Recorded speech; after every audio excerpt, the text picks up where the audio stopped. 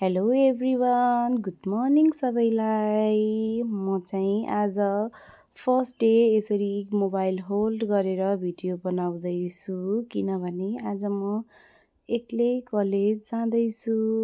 म चाहिँ सधैँ साथीसँग कलेज जान्थेँ, तर आज उनी चाहिँ बिरामी भएर आउन पाइनन्।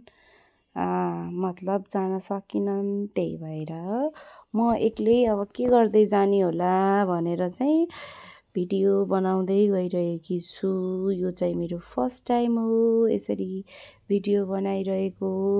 र म चाहिँ बिहानै 5 बजे उठेर अनि अहिले चाहिँ 6 बजे घरबाट हिँडेर चाहिँ कलेज जाँदैछु। म चाहिँ सधैँ यसरी नै कलेज हिँड्दै जान्छु साथीसँग, तर आज एक्लै छु गाइज।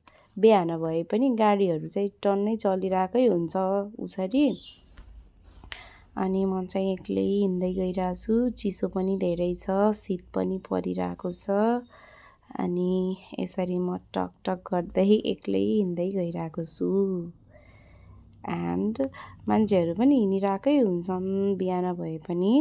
अनि गाइज यो चाहिँ म अहिले कलेजबाट रिटर्न भइरहेको छु पढेर।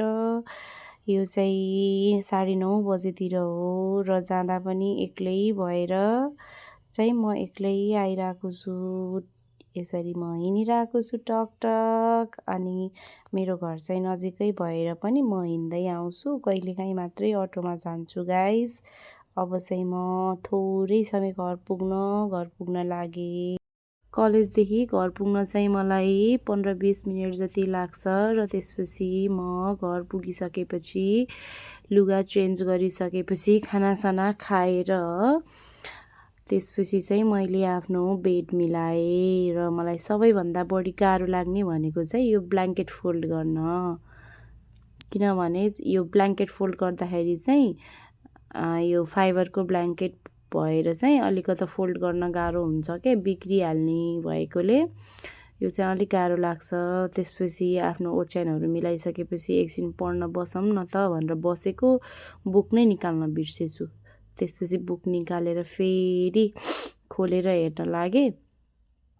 त्यसपछि आफ्नो क्लास वर्क आदि थियो अनि त्यो चाहिँ कम्प्लिट गर्न लागेँ गाइज। त्यसपछि चाहिँ हेर्दै थिएँ, पढ्न पनि अल्छी लागि पढिरहेको थिएँ। त्यही पनि के गर्ने, पढ्नै पर्यो, नपढे नि हुँदैन गाइज। नपढ्दा पढे हुन्थ्यो, पढ्दा नपढे हुन्थ्यो जस्तो लाग्छ। अनि त्यसपछि फेरि आफ्नो हिसाबहरू पढ्न लागेँ, म गर्न लागेँ। त्यसपछि फेरि सोच्दै लेख्दै थिएँ के होला भनेर, अल्छी लागि पनि रहेको थियो। अनि एकछिनसम्म पढेँ, त्यसपछि होस् अब पढ्दिनँ सोचेर चाहिँ अब मैले किताबहरू राखेँ। यति नै हो गाइज, थ्याङ्क यू।